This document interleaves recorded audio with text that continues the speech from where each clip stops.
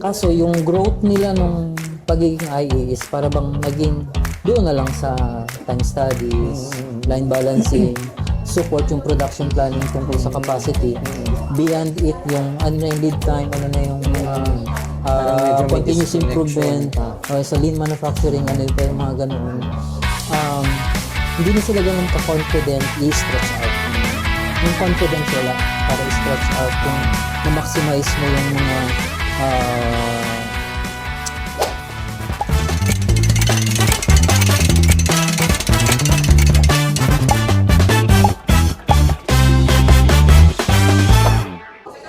guys, magandang umaga and welcome to this Ambush Podcast sa guest natin. And we are still here sa beautiful city ng Ho Chi Minh dito sa Vietnam. And of course, kasama na din natin si Direk, nasa likod siya ng camera.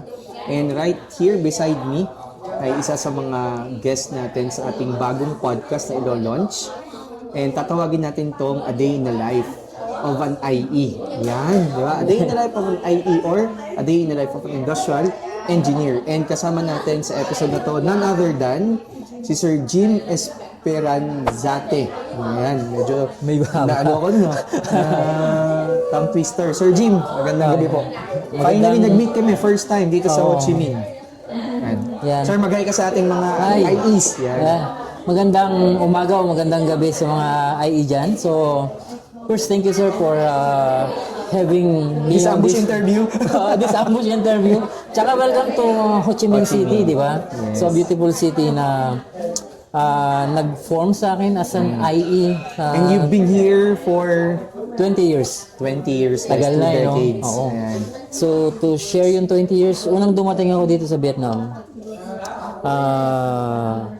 pagka nag-apply ako sa company, pag sinabi akong IE, ano yung IE? Hindi nila Hindi alam. nila alam. Sa Pilipinas or dito sa Vietnam? Dito sa Vietnam. Okay. Kumbaga, throughout the country, mabibilang mo sa daliri yung may Knowledge about IE. factory na merong IE. Okay. Kasi ang factory lang na may IE dito, yung mga European companies lang. Kasi sila pa lang yung naggagamit ng IE noon. Pero ngayon, after 20 years, every factory mayroon ng IE. Wow. So, ganun yung transformation dito sa ng mga industries dito. Kasi, alam naman natin, from Philippines, lahat yung mga lumipat yung mga international companies. So, nadala din nila at yun, nag-evolve naman na yung IE from basic time studies and naging frontline sila ng mga improvements ng mga companies until to the manufacturing excellence and to the world-class yung leadership. So, Sir Jim, before ako pumunta doon sa context ng 20 years yun na stay dito sa Vietnam, sa Ho Chi Minh, gusto ko lang malaman, first time nyo ba yung work nyo pagpunta nyo dito sa Ho Chi Minh o nag-spend kayo ng couple of years sa Pilipinas? Okay, so yan, sige simulan natin sa Pilipinas. So, ganda yan. So, nag-start ang career ko sa Pilipinas nung OJT. So, before ako mag-graduate, yung nasa Maribeles ako eh. So, ano doon, maraming factories, may manufacturing. So, I have opportunity na makapamili ng factory na pagtatrabahuhan. So, malakas yung connections ko doon. Tigaron ako eh. So, nakakuha ko ng company na merong IE. So, from that experience, nag-grow ko yung IE skills kagad.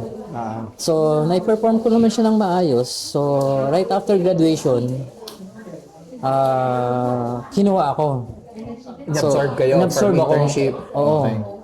Actually, yung in-absorb ng company na yun, lahat mga cum laude. Ako lang hindi cum laude. Oo. Matindi kayo, no? Oo, no? Hindi, pahambolin ko. Hindi naman nga kasi, hindi nga ako cum laude nun, pero sa universities naman, student leaders. Active naman kayo, no? Very active ako ng pati sa community. Kaya, That makes sense, kumbaga. Not only, kumbaga performer talaga kayo. oo, talagang, kumbaga, doer ako nung mga panahon na yun. Nakita mo ako sa simbahan, sa community, sa school. Busy pala kayo talaga as a young person during that time. Oo. Yung reklamo nga sa akin ni nanay ko, uwi na lang daw ako, kakain, tapos wala na. Ganun na lang. So, actually, during that time, I'm not expecting na maging IE. So, I'm preparing myself to be in a more flexible way. Kasi, naisip ko na kagad yun. Paglabas ko ng university, lahat kami pare-parehas ng certificate. Pero yung experience is iba-iba. Okay. So, I try to gather experience outside the university. So, from community, tsaka from non-academic, ng ROTC, tsaka student leadership. Kumbaga, naka-gain ako doon ng kapal ng mukha. Tsaka yung confidence ba para maging persistent sa mga Bagay-bagay. mga bagay-bagay. So, ang laking ano nun, biro mo yung mga OJT o yung mga ganun, nawala yung hiya ko na, sige, kausap ko yung general manager, sige, kausapin ko, puntahan mo sa bahay, ganun, wala nang hiya, hindi ko na kailangan humanap ng backer, ako na mismo. Hanap ako makilala, ganun. So, yun. Tapos, pagka-graduate ko, mga panahon na yun is, uso yung mga call center. So, kumbaga, ina-attract nila yung mga fresh graduates Na pumunta doon. sa laki ng sahod. So may mga ano ko. Sabi ko ganun, pupuntahan ko yun, malaki sahod. Pero, out of my linya doon sa career ko So inaanohan ko, sabi ko, hindi ko inisip yung sahod. Ang inisip ko, yung makuha ko yung experience. Kung saan ako graduate, as an IE. Kasi doon ako mag-grow. Okay. So yun, tinuloy ko yung pagiging IE. So, during that time, na-awardan ako ng most efficient IE tsaka most number of improved methods dun Dun sa company pinasukan niya sa after company graduation. pinasukan ko. Ano, kung saan din kayo nag-internship? Internship ako, tsaka doon din yun. Dinaig ko yung mga cum laude. Teka lang, anong role nyo noon dati? IE talaga ang tawag? IE talaga, industrial engineer talaga doon. And then yung ginagawa nyo, improvements. Time and motion studies, setting ng mga quotas, standards. Sorry, wait lang. Anong industry ito, sir? Apparel. Apparel din. Apparel din. So, kaya yun, it's a European company. So, yung standard niya talaga pagdating dun sa mga time studies, ang ganun, is very engineering talaga. Talagang very related. So, na-enjoy ko siya kasi enjoy ko yung challenge ng improvements ba. I-improve mo yung isang bagay, papadadali mo, pabibilisin mo. Parang na-enjoy ko siya. Very IE. Kumbaga. Very IE talaga. So sa mga nakikinig yan, no? Diba? I mean, yan yung work ng IE. Problema, paano i-improve, paano i-standardize eventually. So that was your stint in the Philippines. And then after some time, you decided to go outside the Philippines because hindi pa. Ang nangyari noon, so, merong activity sa church. Nag-resign ako. Pinagpalit ko yung career ko doon sa activity sa church. Okay. Wow, that's very bold. Oo, yung ganun nangyari na anuhan. Tapos, pagkayari noon, nung activity sa church, yung may nakilala naman akong nagtayo sila ng factory sa Cambodia. Cambodia, okay. So, kinailangan nila ng IE. So, through connections, through anuhan, through the church din Since anuhan. confident kayo, Confident kayo ako. sa network nyo, Punta kayo doon. Punta ako ng anuhan. Pero, yung pagpunta ko sa Cambodia, hindi ganun naging madali. Kasi para bang, setup ng factory very, Kasi so matured. from zero. From zero talaga, oo. Tapos noon, 6 months lang ako doon. Balik ulit ang Pilipinas. Ngayon, balik ng Pilipinas, balik ako sa regular job. Nakabalik ako, pinatawag ulit ako nung dati kong company. Tapos, trabaho ulit doon. Pagkaya rin noon, nung nasa Cambodia, nakakuha na ako ng network ulit. Punta ako ng Vietnam. Pero bumalik muna kayo ng Pilipinas, stay pa, and then eventually, nung nag-mature yung na-meet nyo doon na connection and all that, nakapunta na kayo dito, Vietnam. Oo, dito na. So, pagpunta ko dito noon, maluwag pa noon, di pa ganun kahigpit sa mga anuhan. So, siguro swerte lang din. After less than a month ko pa lang dito, nakakuha na ako ng trabaho. As an IE pa rin. Okay. Same industry? No, iba naman siya. Iba. Electronic siya. Okay. Yung sa mga printer. So, kumbaga yung by chance, ang thinking kasi ng company noon, kailangan nila ng batang engineer na makakapag ng English. Kasi yung mga work instruction puro English. So, kumbaga ginamit lang nila yung English natin ng mga Pilipino doon para i-set up yung factory. So, okay. That's interesting, huh? kasi anong nangyari, yung factory nagtayo sila rito. 20 years ago, limited yung English ng mga tao rito. So, ang technology is from US, Portugal, Mexico. All instructions are All instruction are in English. So, kailangan They nila need someone oo, knowledgeable. Okay. na pwede silang iwan. So, yun, di sinet up. So, from the ground, ibig sabihin ng factory is, From facility pa lang na walang laman, ganun. no, from like a backyard industries ang setup niya. Pero ano yun sa mga printer cartridge yun, para semi-electronics. From parang backyard industry. Biro mo, ang unang sinet-up yun, may isang lamesang malaking ganun. Lahat lang ng product, nasa gitna. Nandun lang. Tapos yung mga tao, Bahala na. bahala na silang, kanya-kanya sila gawa. Talaga, parang backyard na ano lang talaga. Parang pagkapunta ng bukid, Parang gano'n lang. garage-based business lang. Ganun lang. Until we transform it to the world-class facilities or yung performance. Paano ko nasabing world-class kasi alam mo yung lean, may measurement siya ng OEE. Yeah. Yun. May project din ako dati ng OEE. Nakapublish yun as paper, by the way. Oo. So yun is until na establish ko lahat ng KPIs, lahat ng measures dun sa OEE. Grabe. At kaya naiyanuhan ko na world class yun. Kasi pasok kami dun sa 85%. 85%. Oo. Yung availability, performance, and quality. From ano ngayon from backyard industry to world class company. Guys, ano yun very significant milestone and achievement kasi hindi madaling i-achieve yung 85% na yon. Now, if you want to know more about it, pwede nyo i-research especially dun sa mga IEs at saka dun sa mga nagpa-practice sa operational or manufacturing excellence. Ano yun tatlo kasing component yan. May availability which relates to yung machine mo, performance which is more of the operations mo, and then may quality yon. So, when you do that, when you achieve that, tatlong major function ng business ang inaatake mo. So, kaya props to Sir Jim. Yan. So, and then Sir, So yun, yung experience ko doon masarap kasi yung naging mentor ko doon is exchange engineer ng US and Japan. So hindi ako kumbaga hindi ako pumunta ng mga academic na mag-aral ka ng lean, mag-aral ka ng mga ganong training and seminars, hindi. talagang may mentor ka na Yung mentor ko, challenge ako. Hindi ako tinuruan rekta na Ganito, ganyan. Hindi spoon-feed, Hindi spoon feed. Sabi Anong niya, type ng mentoring? ito yung problema ng production. Binigyan ako ng libro ng lean manufacturing. Lean manufacturing. Yung para bang Toyota Way, yun ba yun? hindi yung para bang handbook o yung for dummy for lean manufacturing. Okay. Yung ganung inanuhan lang sa akin. Sabi niya gano'n, ito basahin mo. Sige. Sabi ko, laban to. Di, paisa-isa yung AIE. Kumbaga, inumpisahan ko sa efficiency. So, andun ako sa efficiency, balancing, hanggang one-piece flow na i-establish ko yun. Tapos, maya-maya, inanahan naman ako sa quality. Tapos, pagkayari nun naman yung availability. So na-set up namin yun.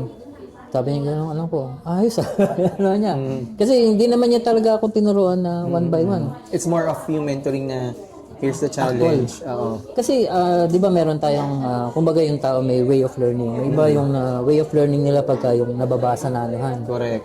Merong iba, pag pinanood mo, mas okay. Madali. Pinakinggan mo lang. Yung boss ko, alam niya yung sa akin. Kumbaga, alam niya ako turuan na mas madali ako matuto pag actual kong ginagawa.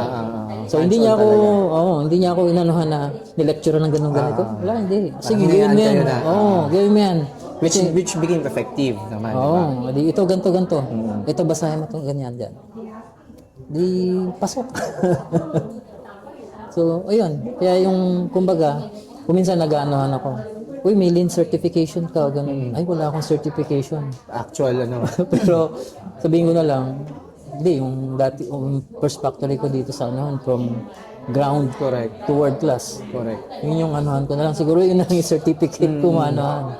Unlike, ngayon kasi sir, just to share, yung mundo kasi natin na ginagalawan ngayon, especially for younger people, nag-shift kasi na parang one of the requirements, I would not say in every organization or every company, but most of the companies kasi, one form of their checking would be the certifications.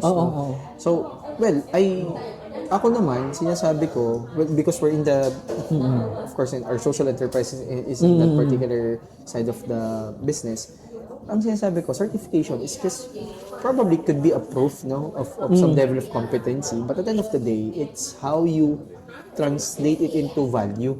Kasi may iba nakikita mo, daming certification.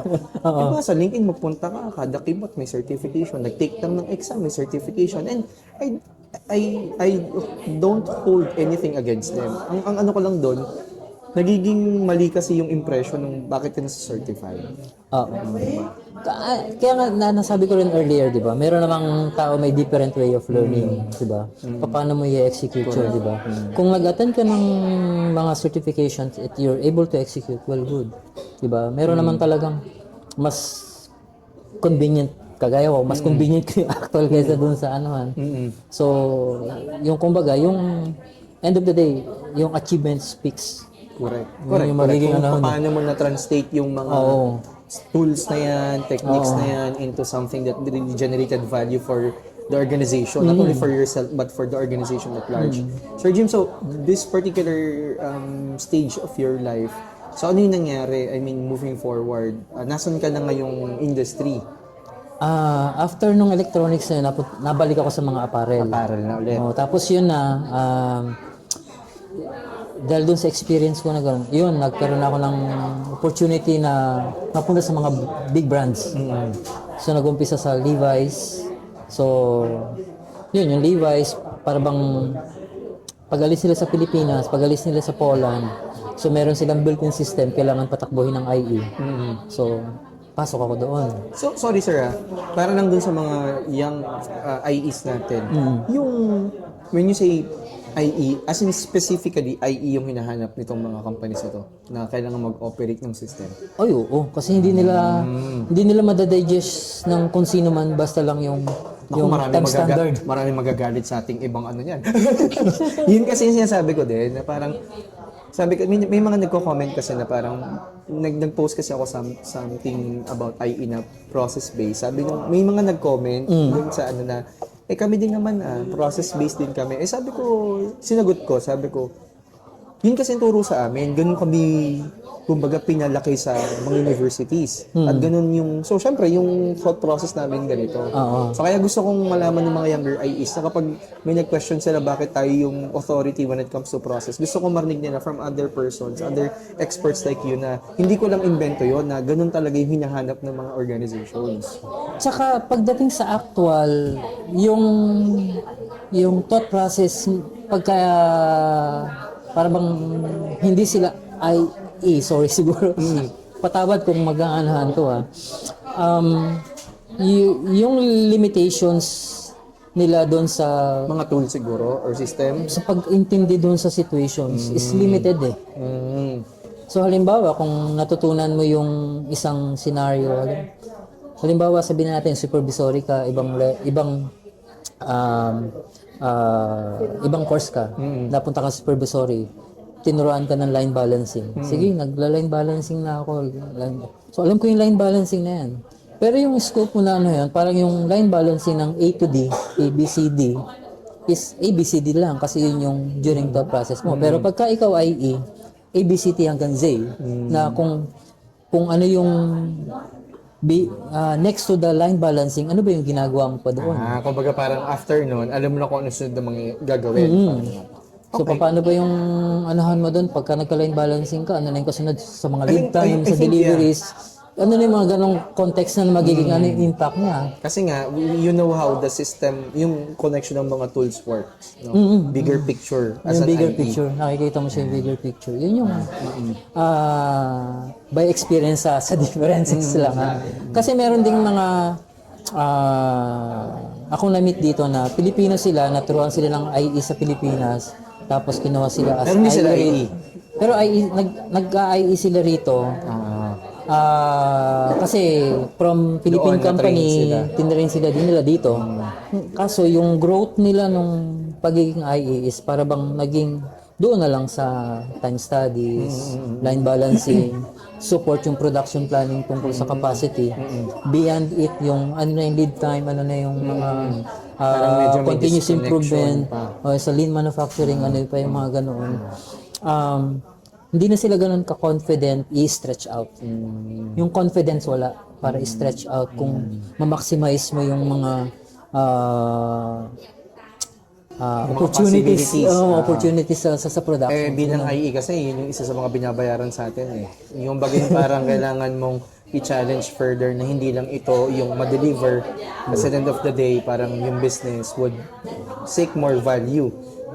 Mas mababang cost, mas mabilis na process, di ba? Pero not to discount, meron din naman mga IE kuminsan, kahit may skills sila, para bang nilimit nila yung sarili na sa gano'n naman, internally naman, sabi, For some reasons. for some reasons naman na, personal reasons naman na, ayoko makipagtalo sa boss ko, mo lang siya. Kahit alam niyang mali. Well, I think hindi naman lang IE. Kumbaga parang any professional naman, may ganun. From any field naman. May ganong tendency yung ibang mga tao. I've seen some people din, no? But anyways, going back, Sir Jim, so after noon, yung stint mo na yun, so right now, so you are connected still with apparel or other industry? And what are you doing now? Since I mentioned to you kanina, in the Philippines, the garments industry, talagang almost sabi mo, wala na, isa na lang ata natitira dun sa Pilipinas. And I think it's something that kumbaga nag-shift na siguro geographically and whatnot. So how about you? Parang as an IE, ano yung since this particular industry is somehow shifting and changing and whatnot, ano naman yung ginagawa ng isang Sir Jim to continuously become relevant, kumbaga? Okay. So I'm still relevant to the apparel industry in the region. Kasi ang iniikutan ko naman di Vietnam lang, Southeast Asia. Oh, wow. So, napag you mentioned na kababalik mo lang dito kasi galing kang saan kanina we were talking? Yung nasa Pilipinas ako na sa personal business, pero yung mga experience ko sa other brands, yung sa Walmart, across the region. ang Walmart ko noon, ang sabi ko, nabanggit ko is 160 factories yung kinokollect kong data. So dito sa Southeast Asia, ang sinusupervise ko siyang around 35 to 50 factories yung kailangan kong directly support sa kanila. Hindi ko naman kailangan puntahan yun araw-araw. So kumbaga, kung may nag-pop up lang doon sa mga monitoring ko, tsaka ko siya pupuntahan. Siyempre, ang dami nun eh. Hindi kayang i-manage yun. So through data na yung data analytics na nangyayari doon. Tsaka Ako, data analytics, nabanggit na. Kaya na yung data analytics. Pang-apparel to garments industry, pero analytics.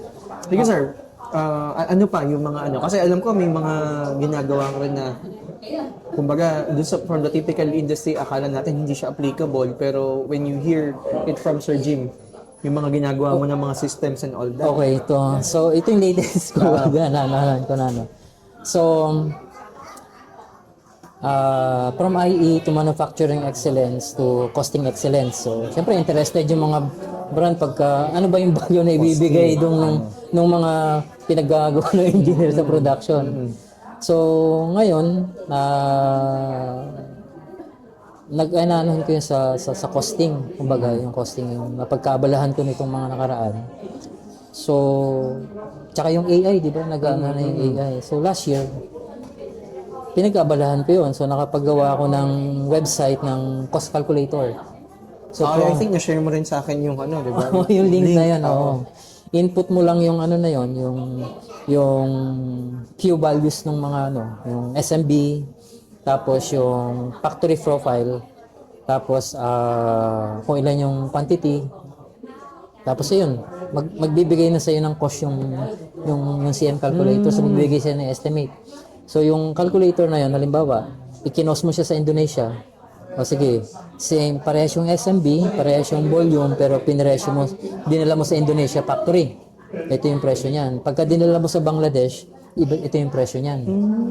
So naka-incorporate dun sa system yung cost, yung mga cost na very specific to the country, parang gano'n. Talagang sinerch ko pa bawat labor law ng mga bawat country. Kung ano yung minimum wage tsaka yung mga overhead payments sa kanila, di ba? So may basic payment tsaka mga overheads, tapos yung estimated operation cost ng ano na yun. Wow, grabe. Tapos in-incorporate ko siya sa formula, pati yung volume tsaka ilang number of lines. Kasi sabi nila pagka mas maraming volume, mas mababa daw ang presyo kasi naganohan. Pero which is na Parang economies of scale, parang ganun. oo, pero hindi Yun yung idea. yun Pero yung idea, pero hindi ganun katotoo yun. may reduction pero hindi significant. Hindi. Halimbawa, naglagay ka nga ng may 100,000 ka. Pagka nilagay mo sa isang linya, sabihin mo siyang 100 day, paiksin na natin 30 days sa isang line. Pero yung 100,000 nilagay mo sa 10 linya, di 1 week lang yun. So yung learning curve ng mga bawat linya, mas mababa. So pag mababa ang learning curve, mataas pa rin yung presyo. So it's not necessary or automatic na pagka mataas ang volume, mababa ang presyo. Di ba? Kasi when you say learning curve, yung rate kung paano sila mabilis natututo, since distributed siya sa mas madaming line, yung number of units na magpapasa kanya, instead of in one na 100,000, na matututo siya na mabilis. Yung nawawala yung chance na Learning matuto siya opportunity. kasi nga nadidistribute sa 10. Oo. So kasi 10,000 units na lang siya per line. Per line, ganun na lang. So which is in eventuality mas mahal pa rin Mas magiging mahal pa rin siya. Hindi pa rin siya cost That's effective. very interesting, ha? Oo. Baga, coming from perspective na akala natin kapag Mataas ang volume, mababa na presyo. So, consideration pa din yung kumbaga, ano yung learning curve at saka kung ano yung setup. Kung ilan yung sinetup mo na, kung saan magra-run yung volume na yun. Oo. Kung ilang lines. Wow. So, Sina- sorry, Sir Jim, yung link na yon, pinupost nyo ba siya? Binibenta nyo ba yan? Paano nyo ba siya nini-utilize ngayon? Actually, ano siya hindi siya ganun ka-professional yung website kasi ginamit ko lang yung Google Apps script tapos sinanawan ko lang siya. So, medyo busy pa. Kumbaga, hindi ko pa nahaharap siya para pag-aralan, para gawin siyang more professional website. So, maybe later on, pag may time na gagawin ko siya sa professional. Pero itong costing na to, nun, yeah. yung costing na to, applicable para sa apparel, garments, o sa lahat? I could say lahat ng apparel applicable. Apparel, Oo, apparel. Kasi ang footwear, medyo iba na yung context ng footwear eh. Kasi, kumbaga nahati na siya sa upper sole, lower madami knee, ng ganun. mga Iba na yung mga movements niya. Mas, kumbaga yung costing na ginawa ko, yung cost calculator ko sa labor-intensive product category. Hindi iba yun sa mga machine. So kung magagawa man ako ng machine, so dadagdagan ko ng isang Nang may sariling bucket na machine-related. machine-related na calculation. Matindi-tindi pa ulit yun, ha? Kasi ang dami mo kasi utilities, magbabago per country, mga ganon. Oo. Siguro, So, ginawan ko siya ng kumbaga, yung opportunity ko dun sa pinagtrabahan ko na 160 factories in-observe ko, na nakuhanan ko siya ng ratio. So pwedeng maging useful din yung information na yun when you develop. Gusto ko nga ipapatent sana yung ratio na yun. I think pwede naman. Pwede naman. May mga, ngayon I think in the Philippines, well, depende kung saan mo i-apply. Kasi sa Philippines, may tinatawag ng utility model na dati parang yung mga technical nabanggit lang din naman one time sa mga kausap ko nga sa intellectual property. So ngayon, Sir Jim, yan, I think you've shared enough information para mas ma-inspire yung mga young IEs natin na ito yung opportunity para mag-look forward sila na ito yung gagawin. Siguro, just like in my other podcast, I usually ask my guests, ano yung top 3 na siguro tip na pwedeng ibigay sa mga IEs, especially sa younger IEs natin out there from your vast years of experience? I think one of the characteristics na nag-ano sa akin, yung being persistent ko. So yun yung anuhan. Tapos yung continuous improvement. Tapos yung isa is stay curious and teachable. Stay curious. So being persistent, application ng continuous improvement, and staying curious and teachable yung friend. teachable. Oo. So yun siguro yung nag-ano sa akin na mag-anuhan. Kasi yung persistent ko pagka meron akong alam kong tama, kahit 1,000 kayo magsabing mali ako, gagawin ko yan. Papakita ko sa inyo tama talaga ako. Talagang ganun kayo ka-persistent. Oo. Biro mo nun, hindi ko na lang bagating kung anong company na yun. Para bang pinagtulong-tulungan na ako ng Mga tao doon. ibang tao doon, ang team na yan. Mali yan. Hindi, tama to, kaya kong gawin yan. Kasi yung challenge sa akin noon, yung sa US and Portugal daw, it takes them 5 years to double the production. While in Learning curve ulit. Oo, hindi meron kasi ka ano yun learning eh, curve problem normal na yun ano. doon yun eh. Sabi ko sa akin dito sa Vietnam, nung sineset up namin yung factory yung isa, gagawin ko ako yan less than a month.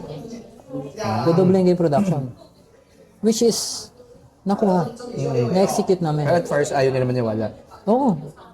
Challenge ako nung boss ko ulit. Challenge ako, sige, kaya mo yan.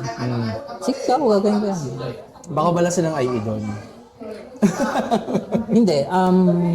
Sabihin na natin kasi nung pasimula sa kanila gumpisa yung ano eh. Kumbaga sila yung nag-umpisa ng mga process, ng mga step na gano'n. Talagang iniisa-isa pa nila na-aral. Ibig sabihin, halimbawa yung component na to, ilang beses ba to pwedeng i-reuse o hindi. So, matagal yung learning curve sa kanila, yung process development. Para kasi development kasi Oo. sila. Pagdating sa akin, naka-manufacturing instruction na siya. So, baga, less na yung part ng development, i-execute mo lang sa paano pabibilisin. Tapos i-refine mo na lang doon. Oo. So, ayaw ko namang kunin yung credit nila. Ba't sila matagal, di ba? Andun yung credit talaga na anuhan nila. Kasi sila nag-develop dito, more of implementation na lang. Pinabilis ko siya. Yun yung anuhan ko. Sabi ko, boss, kaya yan bumili sa ganun, hindi yung tungkol dun sa 2 years, 3 years nilang ginawa tapos nadadali ko dito. Kasi, Yung difference nung nung nature nung nung gagawin. Biro mo, Development pagdating- and versus implementation. oo. So yung ganun, kumbaga nandun na sa kanila yung mga trial and error, nirefine ko lang dun sa akin. Siyempre, credit naman sa kanila, hindi yung sabihin ko lang na double. Yung Pero difference sa apple to apple. oo. Pero yung ano nga, at least yung achievements na challenge ka na, sige, 1 month to doblehin yung productions. Nagawa. Nagawa. Oo, yun yung ano doon. Nice. Yung parang persistent ka doon. Sige, laban yan. Yun yung So ano yun, doon. no? So again, persistent, Continuous continuous improvement. improvement, and then Curious. stay curious and teachable. So yun. So I guess, yun yung ating runtime para sa ating podcast, and I hope may natutunan ng ating, of course may natutunan naman ng ating mga audience, especially yung ating mga young industrial engineers. So again, thank you Sir Jim Thank for you. this ambush podcast interview. And ako natuto din ako ng madami dun sa mga senior niyong experience, pati si Direk tumatango dun sa likod ng camera. So again, everyone, thank you for listening and watching our podcast episode, A Day in the Life of an Industrial Engineer who spent 20 years here in Ho Chi Minh, Vietnam, Sir Jim.